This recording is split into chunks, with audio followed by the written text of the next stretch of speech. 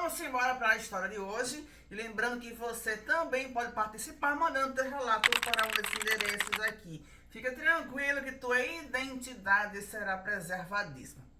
Simbora. Olá, eu vim aqui para contar um pouco da minha história e pedir conselhos, porque parece que eu vou enlouquecer.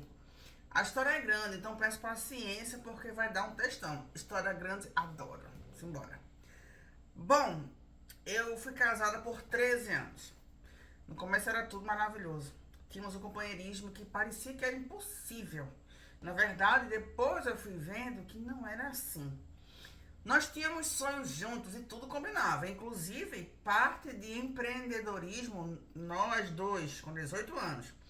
Mas ele parecia mais velho, tanto fisicamente quanto mentalmente. Pois ele com 18 anos, quando conheci, já tinha um negócio próprio. E isso fez eu vê-lo como uma pessoa responsável. Aconteceu que o negócio faliu. Então decidimos montar um negócio juntos. Enfim, eu comecei a trabalhar e dava o dinheiro do meu salário inteiro na mão dele. E ele sempre falando como nós seríamos felizes, etc. E eu acreditava, né? Porque era para o nosso futuro. Mas ele abriu 3 negócios e faliu os 3. Até que engravidei a primeira vez. Assumimos de vez e fomos morar juntos, na casa da mãe dele. Minha vida virou um inferno, porque a mãe dele não me deixava ser mãe, sempre me criticando e tal. E ele não queria sair de lá. Peguei minhas coisas e fui sozinha com meu bebê. Só que nesse percurso eu tinha engravidado novamente. O médico me falou que não tinha perigo em engravidar enquanto amamentava. Eu vou dar pausa, que eu não consigo ler tudo sem dar pausa não, minha gente. Como é assim, beleza, tava tudo indo lindo, maravilhoso, ele parecia um frufruzinho, um chuchuzinho. Mas assim, o cara abriu 3 negócios e faliu os 3. Não era pra se parar e analisar o que é que tava dando de errado ali? Qual era o padrão pra dar tudo errado? Aí ela vai engravida.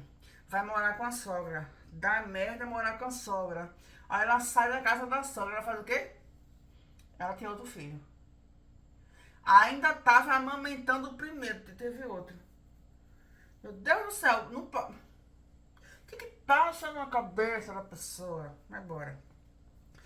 Mas aí eu tinha aberto um negócio próprio. Pra mim. De lembrancinhas e convite. E estava dando muito certo. Até que ele falou que era o nosso negócio. E começou sorrateiramente a pegar a parte de administração. Aí ele não comprava os materiais necessários. Eu não conseguia mais entregar as encomendas. E faliu mais um negócio, o terceiro. E eu sempre dando apoio, porque, né, estávamos juntos. Até fome nós passamos um do lado do outro.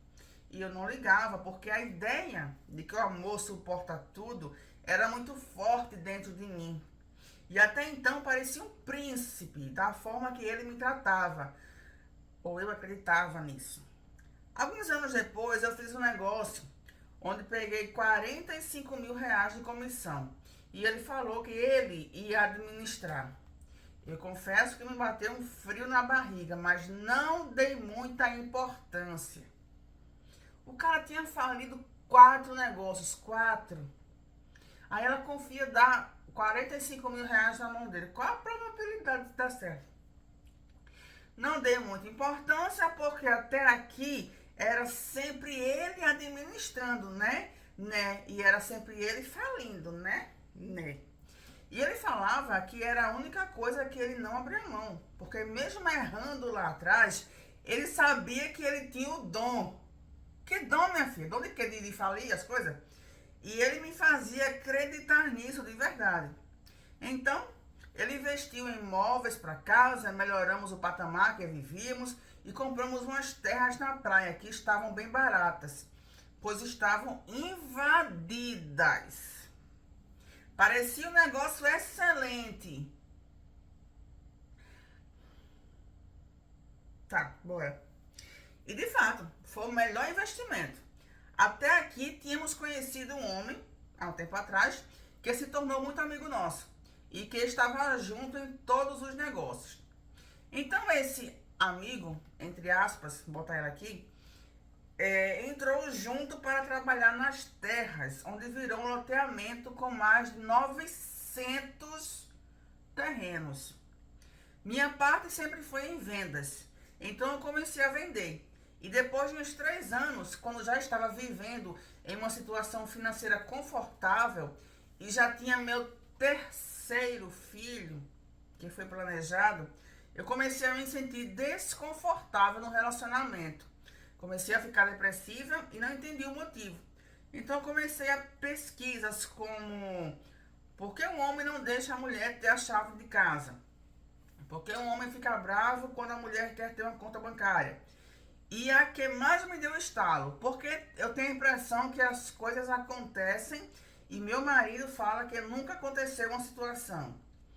Aí, gente, a ficha foi caindo que eu estava em um relacionamento abusivo há muito tempo e eu não percebia, porque muita coisa ele me fazia mal e eu não relacionava com abuso, porque ele era um marido incrível, não me batia, não me traía, me dava tudo que eu precisava. Eu vou dar outra pausa aqui. Como se não bater, não trair e dar tudo que ela precisava fosse alguma coisa extra. Nossa, ele não bate. Tu já pensou, menina? Ela tem um marido que não bate nela. Uau! Ela tem um marido que não trai. Ela tem um marido que dá as coisas a ela. Isso não é nada demais não, minha gente. Isso é obrigação. É a mesma coisa, é o exemplo que eu sempre dou. Por acaso alguém vai dizer assim: ah, fulaninha tem filho. Menino, tu sabia que fulaninha dá comida ao filho dela? Eu tô passada. Ela tem um filho e ela matriculou o menino na escola. Que mãe exemplar por ter matriculado o filho na escola. Não, é obrigação. Então assim, não bater, não trair, dar o que precisa, é obrigação. Não tem nada de extraordinário aqui não. Porém, ele começou tirando sorrateiramente meus cartões. Eu não tinha acesso a nenhum dinheiro, só quando ele me dava. Mesmo eu trabalhando junto na nossa empresa. Minha conta ficava no celular dele e eu nem tinha mais a minha própria senha. Ele fazia coisas como me chamar para sair e quando eu estava praticamente arrumada e já tinha arrumado as crianças, ele me perguntava: por que tu tá se arrumando?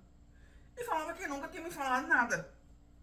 Eu saía do banho e 2 horas depois ele me perguntava se eu não ia tomar banho, porque estava com CC. E eu jurava que eu não tinha tomado banho. Até hoje eu não levanto o braço perto de ninguém, porque eu sinto que eu estou fedendo. Coitada, pegou um trauma. Ele pegava minhas chaves da casa e falava que eu tinha perdido. Até que ele não fez mais nenhuma cópia para mim, porque eu era desastrada e perdia tudo.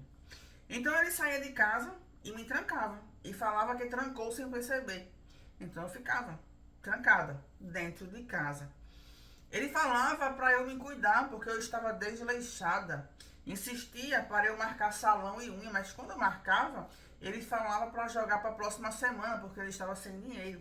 Até que eu desisti de marcar e me cuidar. Não. Eu engravidei do quarto bebê usando o DIU. E ele já tinha pedido para eu tirar o primeiro e o segundo, mas eu preferia acreditar que fosse nervosismo por ele ser novo e estava com medo. Na última gestação, ele foi completamente indiferente. Então, para mim, até eu vi como uma melhora dele. Eu sinto vergonha de falar isso, mas essa foi a sensação. Ele e o amigo sócio sempre andando de carro novo e eu implorando para tirar minha carteira de motorista. Mas nunca dava, porque precisava arrumar o carro do sócio ou comprar algo para eles, depois de quase quebrar a casa um dia e vender minhas coisas para pagar minha carteira. Ele pagou e se gabava que ele me deu a carteira de presente.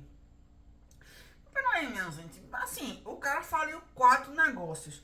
Esse negócio aqui que fizeram nos terrenos invadidos da praia. Não foi com aqueles 45 mil dela?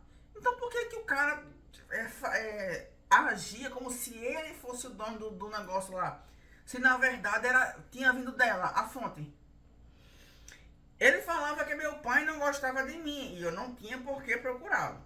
E quando eu falava com minha mãe, ele dizia que eu estava incomodando ela, porque ela estava cansada e não era legal. O filho grande encheu o saco. Nesse ponto eu já sabia mais, eu já não sabia mais o que era real e o que era coisa da minha cabeça. As raras vezes que eu consegui me arrumar e ir ao salão ou algo assim, eu conseguia através de permutas que eu fazia. Quando eu chegava em casa, ele e o sócio riam de mim, faziam careta como se eu estivesse ridícula. Eu confiava nesse amigo também, e um dia eu fui conversar com ele para desabafar. E falei que estava lendo sobre relacionamento abusivo e muitas atitudes do meu marido batiam com o que eu lia. Quando foi à noite, os dois estavam juntos e esse amigo comentou com ele e os dois riam de mim, falando que abuso psicológico não existia, que eu era emocionada e ficava assistindo série achando que era a vida real. Eu comecei a assistir uma série sobre isso, justamente pelas pesquisas que eu vinha fazendo. Até que ele bateu no meu filho do meio, de deixar roxo. Eu fui falar com ele e ele apenas respondeu: da próxima vez eu bato menos. E quando eu confrontei ele, falando que não ia ter próxima vez, a resposta foi: mas quem falou a próxima vez? E eu tentando provar que ele falou aquilo. A conversa desviou o foco e acabou em nada.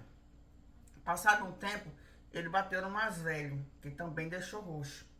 Quando eu vi, eu avancei nele. Ele pegou meu celular, me enforcou e me deixou roxa. Depois falou que não tinha feito aquilo. E que sim, apenas me segurou porque eu estava histérica. O amigo do lado falando que era verdade, mas eu me lembrava que não tinha sido daquele jeito. Mas eu acreditava que sim. Há pouco tempo eu descobri que eu tinha feito uma doação da minha parte dos terrenos para esse amigo. Não sei como nem quando, mas não tinha mais nada meu. Então eles me convenceram que o melhor era eu vender e ganhar a comissão por venda. E pasmem, ela aceitou. Vendi muitos terrenos e nunca recebi um centavo, porque segundo ele, era a minha contribuição nas despesas da casa. Só que, quando eu fiz as contas, eu estava ganhando mais de 10 mil só de comissão. E nossa vida não era de quem gasta 20 mil por mês. Enquanto ele andava de carro importado, às vezes faltava até shampoo para mim. Enfim, foi uma luta. Foi muito difícil, mas eu consegui me separar. Graças a Deus, né, minha gente? Eu pensei que ela ia ficar até o fim com ele. Usei da pior forma, mas foi o jeito que eu encontrei de sair de vez. Então, eu traí ele. E sabia que ele ia descobrir. Corajosa, né? Porque o que tem hoje em dia de marido matando as mulheres, porque por conta de traição não tá no gibi, né? Ele me bateu, me expulsou sem nada. E eu saí sorrindo, eu juro, eu estava sorrindo. E os filhos? Como é que ela conseguiu trair com 4 filhos?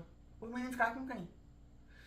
Só que até hoje eu não sei se eu realmente passei por tudo isso ou se eu inventei esse monstro que ele era só na minha cabeça. Mesmo outras pessoas falando que ele era ruim, que viam medo nos meus olhos. Mesmo a mãe dele falando que eu não merecia passar por isso. Depois que eu saí da casa dela, as coisas melhoraram muito entre nós. Inclusive, hoje eu frequento a casa dela e ele não fala com a mãe dele. Mas isso me atormenta, porque às vezes eu penso que eu inventei isso tudo na minha cabeça para justificar eu ter traído ele. Em 13 anos eu nunca tinha traído. Essa foi a única vez e na minha cabeça eu fiz para conseguir me separar. Porque eu já tinha pedido muitas vezes e ele enrolava. E eu não conseguia sair e nem ele sair. Como eu falei, eu saí sem nada. Na verdade, eu saí com R$ 700 que eu juntei escondida dele, porque eu sabia que ia sair sem nada. Hoje já tem 6 meses separada dele. Eu já estou em parceria com 4 loteamentos. Em um desses já consegui meu terreno próprio. Já tenho 10 terrenos na praia, pegando comissão de vendas. Ainda estou em dificuldade financeira, porque tudo que eu posso pegar em imóveis, eu estou pegando. Porque se eu pegar dinheiro, vai ser coisa de 20 mil. E para eles, dar um terreno é mais vantajoso. Então, a cada 4 terrenos que eu vendo, eu pego um para mim. E cada terreno vale 200 mil. Enfim, Eu sinto que eu estou me levantando rápido, mas eu tenho a sensação que é tudo graças a ele. Porque eu comecei nesse ramo com ele. Me ajudem, por favor. Não precisa me xingar, porque eu já faço isso todos os dias. Mas acho que quem passou por essa situação vai conseguir me entender. Assim, minha gente, eu vou deixar o comentário com vocês. Eu vou deixar o comentário com vocês. Mas assim, é nítido que é preciso procurar um especialista em saúde mental. Pra ontem. Um psicanalista, um psicólogo dos bons, pra ontem. Porque o cara fez tudo o que fez com ela e ela ainda acha que ele é uma florzinha de Jesus. Plantada no orvalho de Sião, na primavera da Terra Santa. Então assim, vou deixar com vocês os comentários, tá bom? Vamos lá pros comentários. A gente se vê lá e no próximo vídeo. Tchau, tchau.